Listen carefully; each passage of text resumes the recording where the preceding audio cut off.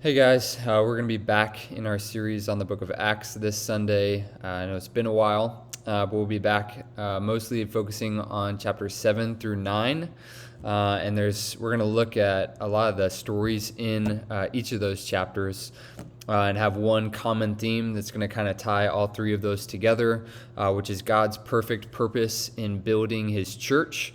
We're going to pick a story from chapter 7, chapter 8, and chapter 9 and see how God is kind of sovereignly building his church through various different means, but he stands high above it all, intentionally using all of these stories, all of these actions to further the gospel and build the church. And then in each story, we'll take out a specific emphasis, kind of a specific way that God is accomplishing his purposes in that story. So we'll look first at the story of Stephen being stoned, and we're going to actually focus on the results of his death, which is persecution erupts in Jerusalem, which causes all of the Christians who were huddled into Jerusalem, the first 8 chapters of the book of Acts, to actually spread out and fulfill the commission that Jesus gave to those disciples at the beginning of the book of Acts, to be his witness in Jerusalem, Judea, Samaria, and to the ends of the earth.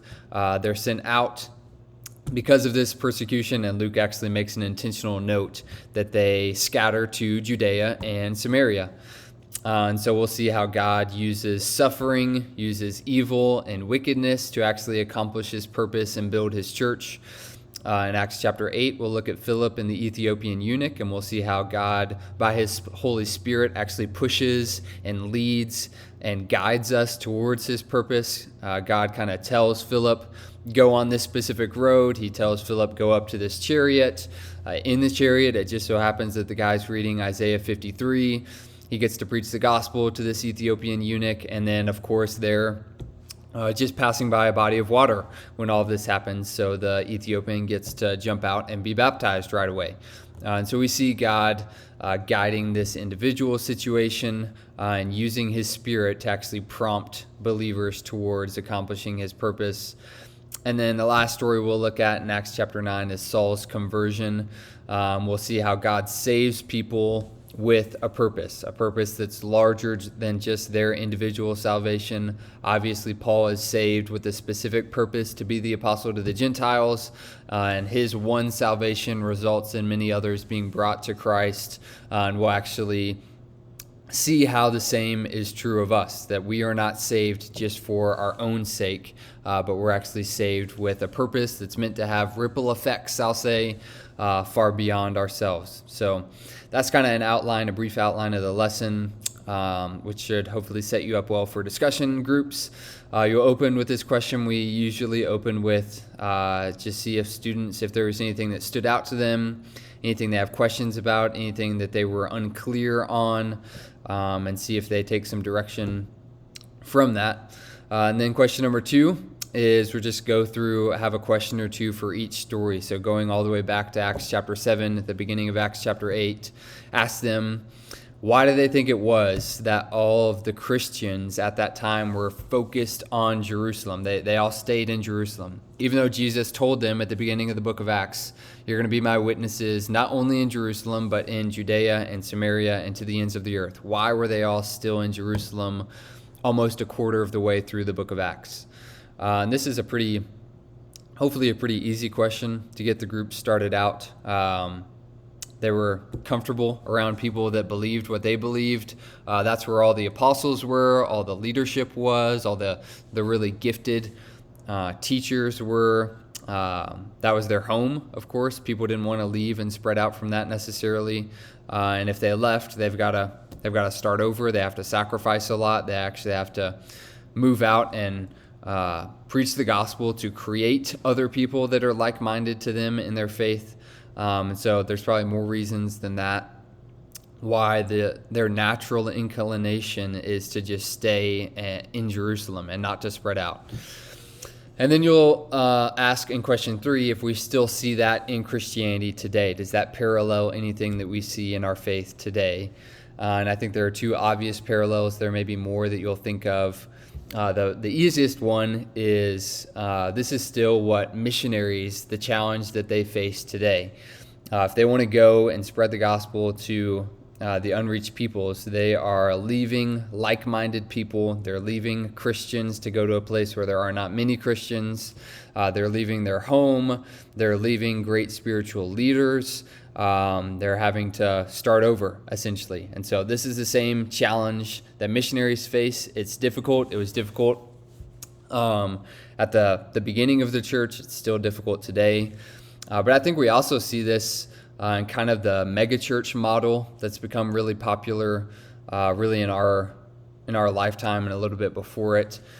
You have a church that is growing exponentially. It's got far more people than are needed for a good, healthy, successful church, and yet they just keep growing and building and staying in that one central location, whereas I might argue that the better thing that they could do would be to go plant a new church, send some of their members somewhere else where there's not as effective of a church. And people don't want to do that because they're leaving really good spiritual leaders that build up that church, and they're leaving people that are like-minded to them. They're leaving what was their home church. They're having to start over. And it's difficult, and people don't like to do that, even though that might be what is best. That might be what's best for the kingdom. So you can talk through how we kind of see parallel the same challenges today in our own lives. Question 4 and 5 are focused on the second story of Philip and the Ethiopian eunuch. You can have some interesting discussion here. A lot of this is semi-open-ended, and it's really meant to kind of challenge us, myself included, you guys included, on maybe what our preconceived notions, our natural inclinations towards the Spirit and His prompting and leading in our lives. It's just meant for us to chew on a little bit. So you'll start by asking people to share a story, and hopefully you can come up with a story in your own life of how the Spirit has kind of prompted or led or guided you to do something, and what that looked like. So I would try to think of a story like that ahead of time in your own life, how you felt the Spirit moving you to do something, and then you went out and you did that thing, and then talk about how what the result was. That could be a positive example. It could be a negative example, but maybe think of a few and invite other students to share similar experiences. And you're kind of using the Philip and the Ethiopian eunuch's interaction as the example of that. That's where this is coming from.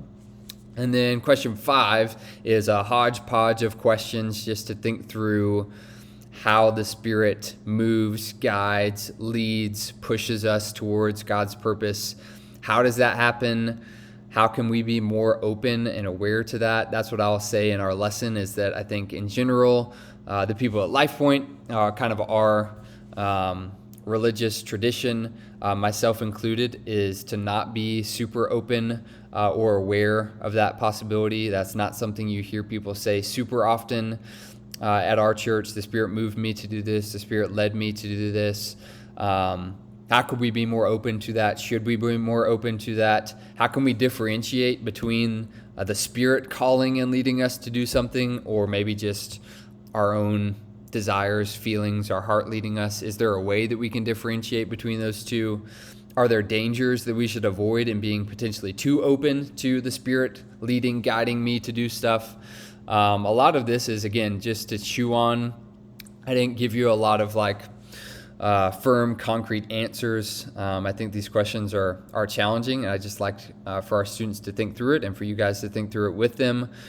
I do think a danger, one that I think we talked about this in life groups probably about a year ago, so it's probably good to have a reminder here, is we don't want to be people that are always using the Spirit led me to do this, The Spirit's calling me to do this, as kind of this authoritative stamp of approval on all of our actions. When you say that, the Spirit's leading me to do this, it's hard for anybody to argue with that decision, with what you're about to do, because you're saying the Spirit of God is telling you that you need to do that. And so we've got to be really careful with how we use that language. If we use that language, it's probably more wise to say, I feel like the Spirit may be leading me to do this, to be a little more tepid in how we use that. We don't want to be using the Spirit as kind of this stamp of approval to do what we want.